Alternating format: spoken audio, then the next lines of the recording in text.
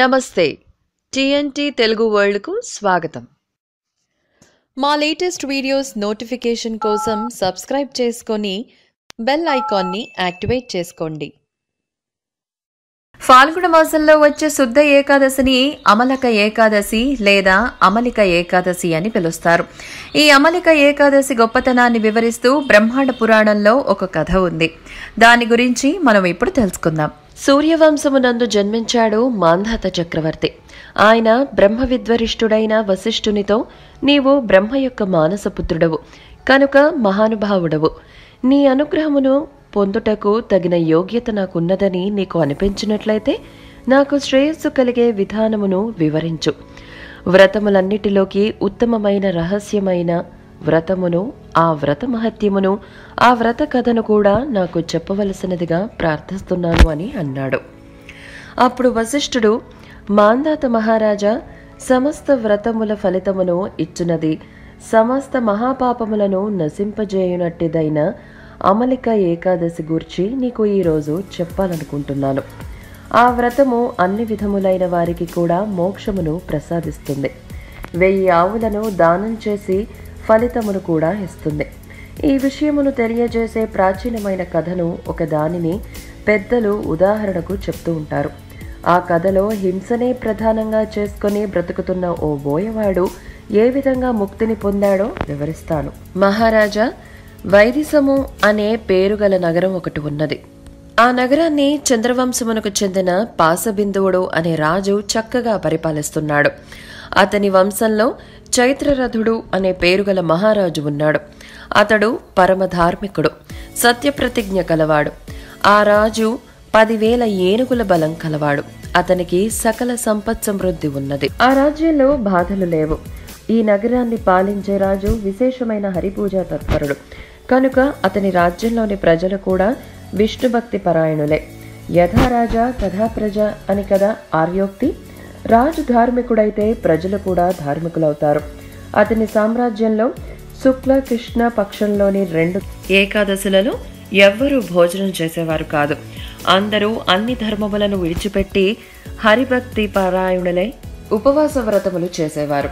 ఈ విధంగా చాలా సంవత్సరాలు గడిచాయి. ఇంతలో మహాపుణ్యప్రదమైన ద్వాదశి విద్ధి ఏకాదశి ఫాల్గుణ మాసంలోని శుక్లపక్షంలో వచ్చింది. ఈ ఏకాదశికి అమలిక ఏకాదశి అని పేరు. ఈ ఏకాదశి రాగానే చిన్నపిల్లల దగ్గర నుండి 90 సంవత్సరాల వయసు కలిగిన వృద్ధుల వరకు అందరూ వినయ వినమ్రులై ఉపవాస వ్రతాన్ని ఆచరించారు. మహారాజు కూడా తాను ప్రభువును కదా అని గర్వపడకుండా సాధారణ ప్రజలతో కలిసిపోయి భక్తి పరవశుడై దేవాలయానికి వచ్చాడు.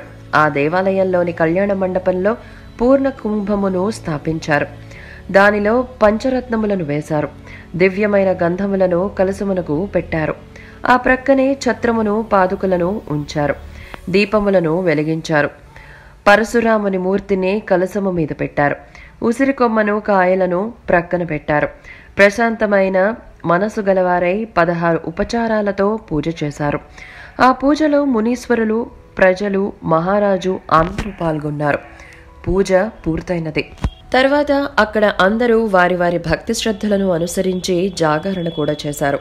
పిల్లలు, పెద్దలు, ప్రభువు అందరూ రాత్రి జాగరణ చేస్తున్న సమయంలో అక్కడికి ఒక బోయవాడు వచ్చాడు. అతడు ఆకలితో బాధపడుతున్నట్లుగా అక్కడ ఉన్నవారికి చెప్పాడు. కుటుంబమును పోషించుకోవటానికి కోసం పశువులను, పక్షులను చంపుతూ అనేక ప్రాణహింస చేస్తూ సమస్త ధర్మములను వదిలిపెట్టి జీవిస్తున్నాడు. ఆ అమలిక ఏకాదశి నాటి రాత్రి దేవాలయంలో జాగరణ చేస్తున్న ప్రజా సమూహాన్ని చూశాడు. ఆ దీపములను, వారి భజన పారవస్యమును చూశాడు. తనకు ఆకలి బాధ ఎక్కువ అగుతున్నా దానిని పట్టించుకోకుండా ఆ కళ్యాణ మండపంలోనే కూర్చున్నాడు. ఆకలిని నిర్లక్ష్యం చేశాడు. ఈ కార్యక్రమాన్నంతటినీ ఆశ్చర్యంగా చూస్తున్నాడు. అట్లా చూస్తూ వింటున్నంతలోనే ఆ రాత్రి గడిచిపోయింది. ఆ బోయవాడు జాగరణ చేసినట్లయింది. ఆ మర్నాడు ఉదయమున ప్రజలందరూ దేవాలయం నుండి తమ తమ ఇళ్లకు వెళ్లారు. బోయవాడు కూడా తన ఇంటికి చేరుకున్నాడు. భోజనం చేశాడు. తృప్తిపడిన మనసు కలవాడైనాడు. ఆ తర్వాత బోయవాడు చాలా కాలం జీవించాడు. తర్వాత మరణించాడు. ఆ అమలిక ఏకాదశి నాటి రాత్రి ఆకలితో జాగరణ చేసినందున వలన అతనికి ఏకాదశి వ్రత ప్రభావము లభించింది. అతను ఏనుగులు, రథములు, గుర్రములు, సైన్యములతో కూడిన గొప్ప రాజ్యాన్ని పొందాడు. మాంధాత మహారాజా జయంతి అనే పేరు కలిగిన ఒక గొప్ప నగరం ఉంది. ఆ నగరాన్ని విదూరథుడు అనే రాజు పరిపాలిస్తున్నాడు. ఆ మహారాజుకి ఈ బోయవాడు కుమారునిగా పుట్టాడు. ఆ రాజు కుమారునికి వసురథుడు అని పేరు పెట్టాడు. అతడు పెరిగి పెద్దవాడవుతున్నాడు. మహాబల పరాక్రమవంతుడు, సంపత్తి కలిగిన వాడై పెరిగాడు. మహారాజు వసురథుని యువరాజును చేశాడు. ఒక రోజున ఆ రాజు వేట కోసం అడవికి వెళ్ళాడు. అక్కడ తిరిగి వచ్చే దారి తెలియక తప్పిపోయాడు. ఆ అడవిలో అతనికి దిక్కులు మూలలు కూడా తెలియటం లేదు. అతడు తిరిగి బాగా అలసిపోయాడు. ఆకలి బాధకు గురి అయినాడు. దట్టమైన ఆ అడవిలో ఎక్కడికి పోవటానికి దారి తోచలేదు. ఒక చెట్టు నీడలో తన ఎడమ చేతినే దిండుగా చేసుకుని ఒంటరిగా నిద్రపోతున్నాడు. అతడు ఎంతటి రాజైనా ప్రారబ్ధ కర్మకు గురి అయినాడు. దురావస్థలో పడ్డాడు. మిక్కిలి శ్రమపడి ఉన్నందువలన గాఢ నిద్రలోకి మునిగిపోయాడు. ఇంతలో మ్లేచ్చులు కొందరు ఆ కొండల మధ్యలో నివాసం ఏర్పరచుకున్నారు. ఇంతకు ముందు శత్రు సైన్యములను బాగుగా మర్దించిన ఆ రాజు పడుకున్న చోటికి హఠాత్తుగా వచ్చారు. దురదృష్టవంతులైన ఆ మ్లేచ్చులు రాజుతో తగాదా పెట్టుకున్నారు. అతనిని చుట్టుముట్టారు. తమ చేతులలోని ఆయుధాలను జూళిపిస్తూ నిలబడ్డారు. కొందరు పాశములతోనూ, మరికొందరు ఆయుధములతోనూ, ఇంకొందరు కత్తులను, ఇంకా కొందరు ధనుసులందు బాణములను ఎక్కుపెట్టి రాజుపైకి పరిగెత్తసాగారు. ఆ మ్లేచ్చులు ఆ రాజుపై ప్రయోగిస్తున్న అస్త్రములు, శస్త్రములు అన్నీ అతని శరీరములపై పూలు పడుతున్నట్లుగా పడుతున్నాయి. కానీ శరీరంలోకి గుచ్చుకొని గాయములు చేయటం లేదు. కొంతసేపటికి మ్లేచ్చుల దగ్గర ఉన్న ఆయుధములన్నీ పూర్తయినాయి. వారందరూ జీవచ్చముల వలె నిలబడిపోయారు. మ్లేచ్చులు ఆయుధములు పనికిరానందున దీనముగా ఉన్న స్థితిలో ఉండగా మహారాజు శరీరము నుండి ఒక యువతి బయటకు వచ్చింది. మ్లేచ్చులు ఇంత హడావిడి చేసినా రాజుకు తెలివి రాలేదు. ఆ యువతి మణి శరీరమునందలి అవయములన్నీ మిక్కిలి అందముగా ఉన్నాయి. ఆమె శరీరము నుండి దివ్యమైన సువాసనలు 4 దిక్కులకు వ్యాపిస్తున్నాయి. ఆమె అనేక దివ్యమైన ఆభరణములను ధరించినది. ఆమె మ్లేచ్చులను చూసింది. కనుబొమ్మలను వంకరగా త్రిప్పుతూ చంచలమైన నేత్రములతో నిప్పులు కక్కుతున్నది. చక్రమును చేతితో త్రిప్పుచున్నది. 2వ కాలరాత్రిలా కోశముతో కూడియున్నది. మిక్కిలి దుఃఖిస్తున్న మ్లేచ్చుల మీదకి ఉరికింది. క్షణకాలంలో అందరినీ సంహరించింది. అంతర్ధానమైనది. ఇంతలో రాజుకి మెలకువ వచ్చింది. అతడు లేచాడు. తన చుట్టూ పడి ఉన్న మ్లేచ్చులను చూశాడు. అద్భుతమైన పనికి ఆశ్చర్యపడ్డాడు. మనసులో ఆనందాన్ని పొందాడు.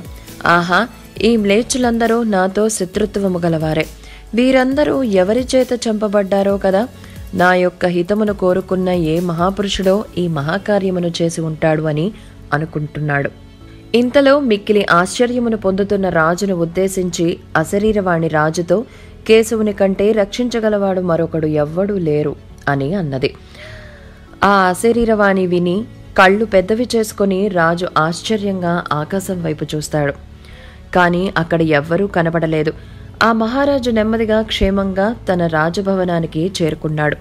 ఆ రాజు ధర్మాత్ముడై భూమి యందు దేవతలకు ప్రభువైన ఇంద్రుని వలె చాలా కాలం రాజ్యం ఏలాడు.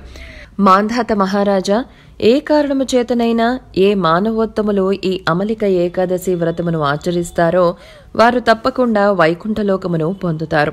దీనిలో విచారించవలసినదే, సందేహించవలసినది ఏమీ లేదు. ముమ్మాటికి నిశ్చయంగా భగవంతుని అనుగ్రహం లభిస్తుంది. ఇలాంటి వీడియోస్ కోసం మా ఛానల్ని సబ్స్క్రైబ్ చేసుకోండి. మా వీడియోస్ కనుక నచ్చినట్లయితే లైక్ అండ్ షేర్ చేయండి. ధన్యవాదములు.